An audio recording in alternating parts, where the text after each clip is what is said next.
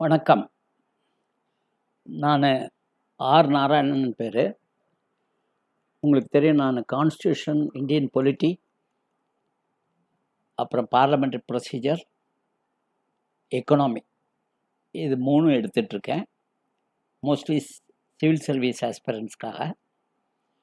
இப்போ பல நண்பர்கள் என்ன சொல்கிறாங்கன்னா, பார்லமெண்ட்ரி ப்ரொசீஜர் தமிழில் சொல்கிறாங்க. எனக்கு அவ்வளவு சரளமாக தமிழ் வரலைன்னாலும் தமிழில் சொன்னால் பிரயோஜனம் இருக்குன்னு அவங்க நினைக்கிறாங்க. அதனால் நான் பார்லமெண்ட்ரி ப்ரொசீஜர் மட்டும் நான் தமிழில் சொல்கிறேன். முடிஞ்ச அளவு அதை சைமல்டேனியஸாக எடுத்துக்கங்க. இப்போ நம்ம பார்லமெண்ட்ரி ப்ரொசீஜர்னு பார்க்குறப்போ நம்ம என்ன ஃபார்ம் ஆஃப் கவர்மெண்ட் ஃபாலோ பண்ணுறோன்னு நம்மளுக்கு தெரியணும். நம்ம ஃபாலோ பண்ணுறது பார்லமெண்டரி ஃபார்ம் ஆஃப் கவர்மெண்ட். இந்த ஃபார்ம் ஆஃப் கவர்மெண்ட் யூகேல இருக்குது, யுனைடெட் கிங்டமில் இருக்கிற பழைய கேபினட் சிஸ்டம் ஆஃப் கவர்மெண்ட். இப்போ பார்லமெண்ட்ரி ஃபார்ம் ஆஃப் கவர்மெண்ட்டுன்னு சொல்கிறப்போ இன்னொரு ஃபார்ம் ஆஃப் கவர்மெண்ட் இருக்கணும் இல்லையா? அதுதான் பிரசிடென்ஷியல் ஃபார்ம் ஆஃப் கவர்மெண்ட்.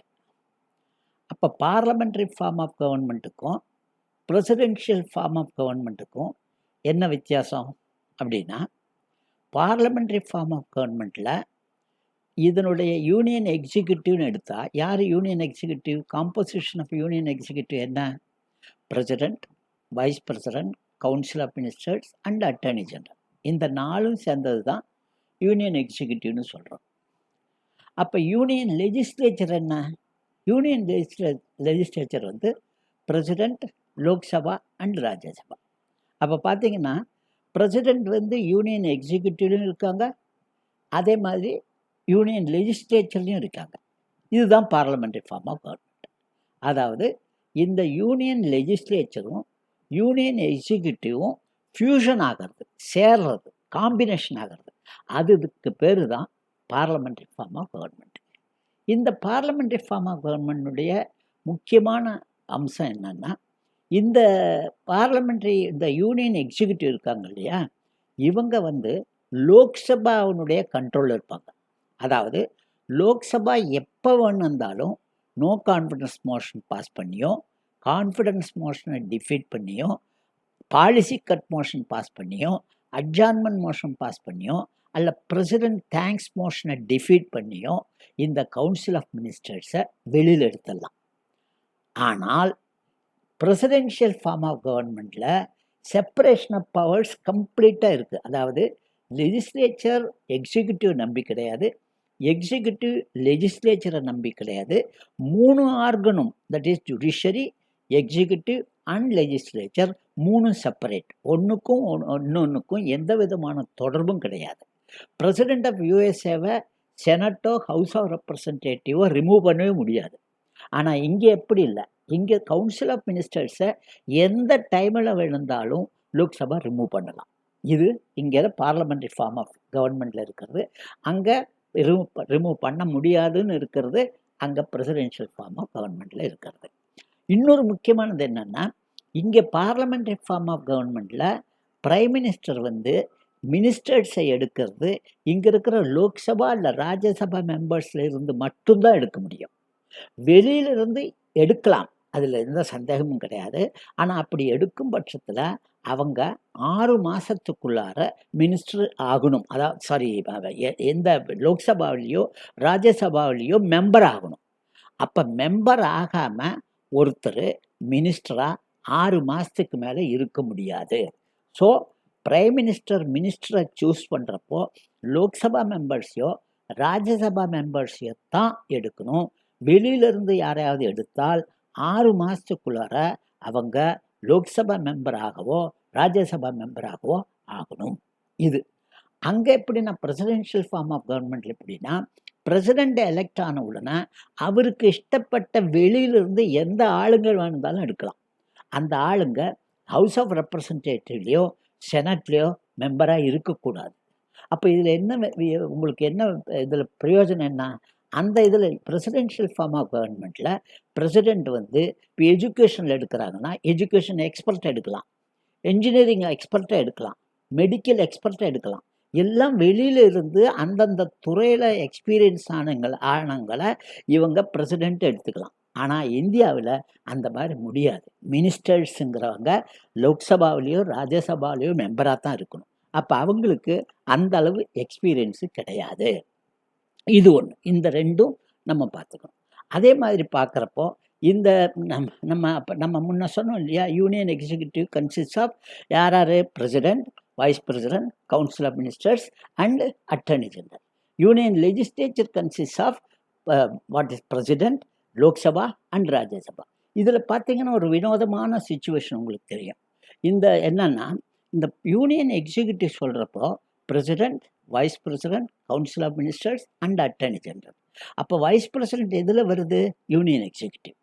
அங்கே யூனியன் லெஜிஸ்லேச்சர் யார் வர்றா? அதில் பிரசிடென்ட், லோக்சபா அண்ட் ராஜ்யசபா. இந்த வைஸ் பிரசிடென்ட்ங்கிறவர் யூனியன் எக்ஸிக்யூட்டிவ்ல வர்றவர். அவர் வைஸ்னா என்ன? Deputy to the president. ஆனால் அவர் வைஸ் பிரசிடெண்ட்டாக இருக்கிற வரை அவர் சேர்மன் ராஜ்யசபா. அவருக்கு வேறு எந்த வேலையும் கிடையாது. So long he is. அப்போ எவ்வளவு நாள் அவர் வைஸ் பிரசிடெண்ட்டாக இருக்காரோ அப்போ அவருடைய பிரைமரி ஃபங்க்ஷன் என்னன்னா சேர்மன் ராஜ்யசபா. அவர் இவருடைய பிரசிடெண்ட் ரிசைன் பண்ணாலோ, இறந்துட்டாலோ, அல்ல அவரை ரிமூவ் பண்ணாலோ இம்மீடியட்டாக வைஸ் பிரசிடெண்ட் ஆகிடுவார். அவருக்கு சீஃப் ஜஸ்டிஸ் ஓத் அட்மினிஸ்டர் பண்ணி அவரை ஃபுல் ஃப்ளஜ்டு பிரசிடெண்ட் ஆக்கிடுவாங்க. அதே மாதிரி ஒரு சமயத்தில் பிரசிடெண்ட் வெளியூர் போயிட்டாலோ, பிரசிடெண்ட்டுக்கு உடம்பு சரியில்லைனாலோ, அல்ல பிரசிடெண்ட்னால் செய்ய முடியாத அளவுக்கு ஏதாவது சிக்கல் இருந்தாலோ அப்போவும் இவர் வைஸ் பிரசிடெண்ட் ஆகிடுவார். அவர் பிரசிடெண்ட் ஆகிறப்போ அதே ஓத் அவருக்கு அட்மினிஸ்டர் பண்ணி பிரசிடெண்ட்டுக்குரிய எல்லா விதமான பாதுகாப்பும், சம்பளமும், இம்யூனிட்டியும், ப்ரிவிலேஜஸும் வைஸ் பிரசிடெண்ட்டுக்கும் கிடைக்கும். அப்படின்னா அவர் பிரசிடெண்ட் ஆகிட்டா அவர் ஃபுல் ஃப்ளஜ்டு பிரசிடெண்ட் ஆகிடுறாரு. வைஸ் பிரசிடெண்ட்டாக இருக்கிறவரை அவர் சேர்மன் ராஜ்யசபா. அப்போ நீங்கள் டெக்னிக்கலாக பார்த்தீங்கன்னா வைஸ் பிரசிடெண்ட்டுங்கிற பேர் அது கரெக்டாக இல்லை அப்படிங்கிறது ஒரு நம்ம அனாலிசிஸ் சொல்லுது. அது மட்டும் கிடையாது. நீங்கள் அவருடைய சேலரி ஸ்ட்ரக்சர் பார்த்தீங்கன்னா என்ன அவருடைய சேலரின்னு பார்த்தீங்கன்னா அந்த செகண்ட் ஷெட்யூலில் பார்த்தீங்கன்னா அவருக்கு வைஸ் பிரசிடெண்ட்டுக்கு சேலரி கிடையாது. அவருக்கு கொடுக்குற சேலரி எதுன்னா சேர்மன் ராஜ்யசபாவுக்கு தான் சேலரி இருக்குது. புரியுதுங்களா உங்களுக்கு? அதாவது சேர்மன் ராஜ்யசபாவுக்கு தான் சேலரி போட்டிருக்காங்க. வைஸ் பிரசிடெண்ட்டுக்கு சேலரி இல்லை. அப்போ வைஸ் பிரசிடெண்ட்டுங்கிறது அவர் வைஸ் பிரசிடெண்ட்டாக இருக்கிறவரை பண்ணுற வேலை என்ன? சேர்மன் ராஜ்யசபா. அவர் கான்ஸ்டியூஷனில் அவருக்கு இம்பார்ட்டன்ஸ் என்ன? பிரசிடெண்ட் இல்லைன்னா வைஸ் பிரசிடெண்ட் பிரசிடெண்ட் ஆகிறாரு. அப்போ பிரசிடெண்ட் ஆயிட்டார்னா அவர் சேர்மன் ராஜ்யசபா கிடையாது, அவர் ஃபுல் ஃப்ளஜ்டு பிரசிடெண்ட். அப்படி இருக்கிறப்ப அவருக்கு ஏன் வைஸ் பிரசிடெண்ட் வச்சுருக்காங்க அப்படிங்கிறது ஒரு இது. அவர் ஆனால் பார்த்தீங்கன்னா அவர் பார்ட் ஆஃப் எக்ஸிக்யூட்டிவ். யூனியன் எக்ஸிக்யூட்டிவ்ல யார் வர்றா? President, vice president, council of ministers, attorney general. Union லெஜிஸ்லேச்சரில் யார் வர்றா? பிரசிடெண்ட், லோக்சபா, ராஜ்யசபா. ஆக்சுவலி அவர் லெஜிஸ்லேட்டிவ் ஃபங்க்ஷன் தான் பண்ணுறாரு. ஆனால் சேர்மன் ராஜ்யசபா இருக்கார். ஆனால் அவர் யூனியன் லெஜிஸ்லேச்சரில் இல்லை. அப்போ இந்த மாதிரி ஒரு இப்போ இது சொல்கிறதுனால நம்ம அம்பேத்கரை விடையோ, முன்ஷியை விடையோ, அல்லாடி கிருஷ்ணசாமியரை விடையோ ரொம்ப இன்டெலிஜென்ட் அர்த்தம் இல்லை. அவங்களோட கம்பேர் பண்ணுறப்ப நம்மெல்லாம் நான் ஒரு கால் தூசுக்கு கூட வராது. ஆனால் ஆஸ் எ ஸ்டூடெண்ட் நம்ம அனலைஸ் பண்ணுறோம். இதில் இருக்கிற நல்லதும் இதில் என்னென்ன இது இருக்குங்கிறதும் நம்ம அனலைஸ் பண்ணி பார்க்குறோம். இது ஒரு முக்கியமான பாயிண்ட்டு இந்த நம்ம யூனியன் எக்ஸிக்யூட்டிவ். இன்னொன்று என்னன்னு கேட்டோம்னா நீங்கள் எப்படி நம்ம இதில் நம்மளுடைய பார்லிமெண்ட்ரி ஃபார்ம் ஆஃப் கவர்மெண்ட்டில் cabinet system of government, that is prime மினிஸ்டரும் கவுன்சில் ஆஃப் மினிஸ்டர்ஸுக்கும் எல்லா பவர்ஸும் இருக்குது. Council of ministers headed by the prime minister.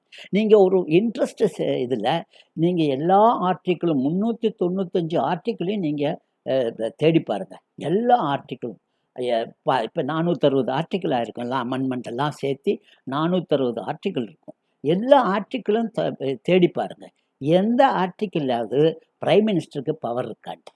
இல்லை. எக்ஸிக்யூட்டிவ் பவர் ஆகட்டும், ஆர்டினன்ஸ் மேக்கிங் பவர் ஆகட்டும், லெஜிஸ்லேட்டிவ் பவர் ஆகட்டும், எமர்ஜென்சி பவர்ஸ் ஆகட்டும், ஜுடிஷியல் பவர்ஸ் ஆகட்டும், ஃபினான்ஷியல் பவர்ஸ் ஆகட்டும், எல்லா பவர்ஸும் பிரசிடெண்ட்டுக்கு தான் இருக்குது. ஆனால் பிரைம் மினிஸ்டருக்கு பவரே கிடையாது. பிரைம் மினிஸ்டருக்கு பவர் இருக்கிறது 2 தான். 2 தான் பிரைம் மினிஸ்டருக்கு பவர். என்ன அது? ஆர்டிகிள் 74 என்ன சொல்கிறாங்க? there shall be a council of ministers to aid and advise the president of India in exercise of all his functions. அதாவது there shall be a prime minister of India headed by there shall be a council of ministers headed by the prime minister. ஒரு council of ministers இருப்பாங்க. அந்த council of மினிஸ்டர்ஸுடைய head யார்? Prime minister. அவருடைய function என்ன? To aid and advise the president of India. President of இந்தியாவை advise பண்ணி எல்லா ஃபங்க்ஷன்லேயும் அவரை அட்வைஸ் பண்ணணும். அப்போது அந்த பிரசிடென்ட் ஆஃப் இந்தியா அந்த கவுன்சில் ஆஃப் மினிஸ்டர்ஸும் பிரைம் மினிஸ்டரும் என்ன சொல்கிறாங்களோ அது படிதான் நடக்கணும். அதை மாறி நடக்க முடியாது. ஒரே ஒரு ஆப்ஷன் கொடுத்துருக்காங்க. 44th Amendment ஆக்டில் ஒரு ஆப்ஷன் அவருக்கு கொடுத்துருக்காங்க. என்னன்னா, அவங்களுக்கு பிரசிடென்ட் கொடுக்குற அட்வைஸ், கவுன்சில் ஆஃப் மினிஸ்டர்ஸ் கொடுக்குற அட்வைஸு சரியில்லைன்னு பிரசிடென்ட் ஃபீல் பண்ணால் அந்த பிரசிடென்ட் அந்த அட்வைஸை திருப்பி அனுப்பலாம். திரும்பி வந்த அட்வைஸை மறுபடியும் கவுன்சில் ஆஃப் மினிஸ்டர்ஸ் இது செஞ்சு அவங்க மறுபடியும் எக்ஸாமின் பண்ணி இந்த அட்வைஸை திரும்ப கொடுத்தா அந்த அட்வைஸ் படித்தான் பிரசிடென்ட் நடக்கணும். அதை மாறுறதுக்கு பிரசிடென்ட்டுக்கு எந்த உரிமையும் கிடையாது. அப்போது இது ஒரு பவர் தான் இருக்குது பிரைம் மினிஸ்டருக்கு. அப்போ ரிமெம்பர், அதில் என்ன இருக்குது உங்களுக்கு? there shall be a council of ministers headed by the prime minister. அப்போ எவ்வளவு மினிஸ்டர் இருந்து பிரைம் மினிஸ்டர் இல்லைன்னா அது கவுன்சில் ஆஃப் மினிஸ்டர்ஸ் கிடையாது. வச்சுங்க, ஒரு 80 மினிஸ்டர் இருக்காங்க, பிரைம் மினிஸ்டர் கிடையாது, அது கவுன்சில் ஆஃப் மினிஸ்டர்ஸ் கிடையாது. ஆனால் பிரைம் மினிஸ்டரும் ஒரு கேபினட் மினிஸ்டர் இருக்காங்க, மீதி ஒன்றுமே இல்லை, அது வந்து கவுன்சில் ஆஃப் மினிஸ்டர்ஸ். அப்போ பிரைம் மினிஸ்டர் தான் பிவட்டல், அவர் தான் ஃபவுண்டேஷன். அதனால தான் பிரைம் மினிஸ்டருக்கு இதுதான் ஒரு பவர். ரெண்டாவது பவர் என்னன்னா, ஆர்டிகிள் 75 என்ன சொல்கிறாங்க? அதில் president appoints the prime minister on his advice the other ministers. Remember பாருங்க, president appoints prime minister on his advice other ministers. So மற்ற மினிஸ்டர்ஸை அப்பாயிண்ட் பண்ணுறது பிரசிடென்ட் தான், இருந்தாலும் யார் அட்வைஸில் பண்ணணும்? Prime minister advice. அப்போ பிரைம் மினிஸ்டரு பிரசிடென்ட்டுக்கு இந்த ஆளை மினிஸ்டரை போடுன்னு சொன்னால் போடணும், இந்த மினிஸ்டரை எடுத்துடுங்கன்னு சொன்னால் எடுக்கணும், இந்த மினிஸ்டருடைய போர்ட்ஃபோலியோ மாற்றுங்கன்னா மாற்றணும், இந்த மினிஸ்டரை போர்ட்ஃபோலியோ இல்லாமல் மினிஸ்டரை வைங்கன்னா வைக்கணும். இந்த சப்ஜெக்ட் எனக்கு கொடுங்க, இந்த சப்ஜெக்டை இந்த மினிஸ்டர் கொடுங்க, இந்த சப்ஜெக்டை இந்த மினிஸ்டர் எடுத்து இந்த மினிஸ்டர் கொடுங்க. இந்த எல்லா பவர்ஸும் இந்த ஒரே ஒரு சென்டென்ஸ் தான் வருது. என்ன சென்டென்ஸு? President appoints the prime minister and on his advice the other ministers. அந்த his advice the other minister. அந்த பிரசிடென்ட்டுக்கு பிரைம் மினிஸ்டர் இந்த ஆளை போடுன்னு சொல்லிட்டு அவரை போடாமல் இருக்கிறதுக்கு முடியாது. ஏன் அப்படின்னா, நீங்கள் பிரசிடென்ட் எடுக்கிற ஓத் ஆஃப் ஆஃபீஸ் இருக்குங்களே, அந்த ஓத் ஆஃப் ஆஃபீஸ் படிச்சிங்களா? பிரசிடென்ட் மட்டும்தான் he takes the oath to preserve, defend and protect the constitution. கான்ஸ்டிடியூஷனை நான் பாதுகாக்கிறேன்னு சொல்லி சத்திய பிரதிஜை எடுக்கிறவர் அவர் பிரசிடென்ட் மட்டும்தான். ஈவன் சீஃப் ஜஸ்டிஸ் கூட வேற ஓத் ஆஃப் ஆஃபீஸ் தான். இவர் மட்டும்தான் I shall protect, preserve and defend constitution சொல்கிறது. அப்போ இந்த மேஜர் பொறுப்பு யாருக்கு இருக்குது? பிரசிடென்ட்டுக்கு தான் இருக்குது. அப்போ இந்த 2 பவர் தான் பிரைம் மினிஸ்டருக்கு இருக்கிறது. That is, there shall be a council of ministers to aid and advise the President of India in exercise of all his functions. The only option open to the President is to refer back any advice taken by the Council of Ministers for reconsideration.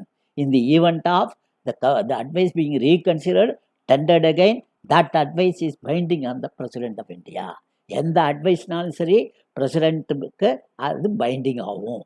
அந்த council of ministers எடுத்த அட்வைஸை ஒரே ஒரு முறை திருப்பி அனுப்பலாம். அந்த திருப்பி அனுப்பிச்சு அதை கன்சிடர் பண்ணி திரும்பவும் வந்துடுச்சுன்னா பிரசிடென்ட் ஆஃப் இந்தியா பைண்டிங். உங்களுக்கு ஞாபகம் இருக்கும், KR நாராயணன் பிரசிடெண்ட்டாக இருந்தப்போ கல்யாண் சிங் கவர்மெண்ட்டை டிஸ்மிஸ் பண்ணுறதுக்கு கேபினெட் அட்வைஸ் பண்ணாங்க, கேபினெட் மெசேஜ் அனுப்பிச்சாங்க.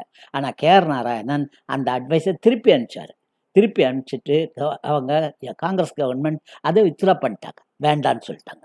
அதே மாதிரி பீகார் கவர்மெண்ட்டை டிஸ்மிஸ் பண்ணணும்னு சொல்லி கேபினெட் அட்வைஸ் பண்ணப்போ கேஆர் நாராயணன் திருப்பி அனுப்பிச்சார். திருப்பி அனுப்பிச்சிட்டு 5 மாதம் கழித்து அதே அட்வைஸை கேபினெட்டு திரும்பவும் கொடுத்தாங்க. அப்புறம் கேஆர் நாராயணன் பீகாரில் பிரசிடென்ட் ரூல் கொண்டு வந்தாங்க. அதனால் பிரசிடெண்ட்டுக்கு இருக்கிற எல்லா பவர்ஸுமே கவுன்சில் ஆஃப் மினிஸ்டர்ஸும் பிரைம் மினிஸ்டர் தான். பிரசிடெண்ட்டுக்கு எந்த விதமான பவரும் கிடையாது. இங்கே பார்லமெண்ட்ரி ஃபார்ம் ஆஃப் கவர்மெண்ட்டில் பிரசிடெண்ட்டுக்கு எந்த பவரும் கிடையாது. எல்லா பவர்ஸும் council of ministers headed by the prime minister கிட்ட தான் இருக்குது. ஒரே ஒரு பவர் தான். ஒரே ஒரு பவர். என்ன பவரு? ஒரு எம்பி ஒரு டிஸ்குவாலிஃபிகேஷன் ஆஃபீஸ் ஆஃப் ப்ராஃபிட்டில் டிஸ்குவாலிஃபை ஆகியிருக்காங்க. உதாரணத்துக்கு ஜெயா பச்சன் கேஸு. ஜெயா பச்சன் இந்த ஃபிலிம் கார்பரேஷனில் அவங்க சேர்மனாக இருந்தப்போ அது ஆஃபீஸ் ஆஃப் ப்ராஃபிட்னு டெக்ளேர் பண்ணி அதுக்கு யாராவது பிரசிடெண்ட் ஆஃப் இந்தியாவுக்கு கம்ப்ளைண்ட் பண்ணால் அந்த கம்ப்ளைண்ட்டை பிரசிடெண்ட் எலெக்ஷன் கமிஷன் கொடுக்கணும். எலெக்ஷன் கமிஷன் இது மாதிரி செய்யுங்கன்னு பிரசிடெண்ட்டுக்கு கொடுத்தா அந்த அட்வைஸ் எலெக்ஷன் கமிஷன் அட்வைஸ் இவங்களுக்கு பிரசிடெண்ட்டுக்கு பைண்டிங் ஆகும். அதில் கவுன்சில் ஆஃப் மினிஸ்டர்ஸ் செல்லாது. அந்த ஒரே ஒரு ஆர்டிகல் 103 மட்டும்தான் பிரசிடெண்ட்டு இந்த கவுன்சில் ஆஃப் மினிஸ்டர்ஸ் தவிர மற்ற அட்வைஸை அவர் ஏற்றுக்கிறது அந்த ஒரே ஒரு ஐட்டத்திலும், வேறு எந்த ஐட்டத்திலும். அதுதான் சொல்கிறது. எப்படின்னா, president of India cannot act without the advice of council of ministers, nor can he act contrary to the advice of council of ministers. அதாவது president of India council of மினிஸ்டர்ஸ்னு அட்வைஸ் இல்லாமல் எந்த ஆக்ஷனும் எடுக்க முடியாது.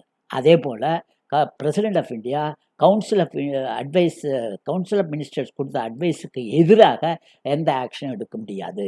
சில டைமில் அந்த மாதிரி எடுக்கக்கூடிய சந்தர்ப்பம்லாம் அந்த அட்வைஸ் அப்சர்டாக இருந்துச்சுன்னா, சப்போஸ் எடுத்துங்க, இப்போது மன்மோகன் சிங் தேர்தலில் தோத்துட்டார். கேர்டேக்கர் கவர்மெண்ட்டாக இருந்துக்கிட்டு இருக்கு. அந்த டைமில் இவர் மோடி ஜெயிச்சுட்டு வந்த டைமில் மன்மோகன் சிங் கவுன்சில் ஆஃப் மினிஸ்டர்ஸ் இவரை கூப்பிடாதீங்கன்னு பிரசிடென்ட் சொன்னால் அது பைண்டிங் ஆகுமா? அது அப்சர்டு. ஸோ அந்த மாதிரி இருந்தாலொழிய வேறு எந்த காலத்துலேயும் அல்ல ஃப்ராக்சர்டு வெடிக்ட் வருது. அதாவது கூட்டணியிலேயே ஒரே குழப்பம் இருக்குது. யாருக்கு வரும் யாருக்கு வரான்னு தெரியாது. அப்போ இதெல்லாம் பார்த்து அந்த மாதிரி சமயத்தில் சில டிஸ்கிரிப்ஷன் உபயோகப்படுத்தலாம். ஆனால் கான்ஸ்டிடியூஷனலாக பிரசிடெண்ட்டுக்கு எந்த விதமான இதுவும் கிடையாது, டிஸ்கிரிப்ஷனும் கிடையாது.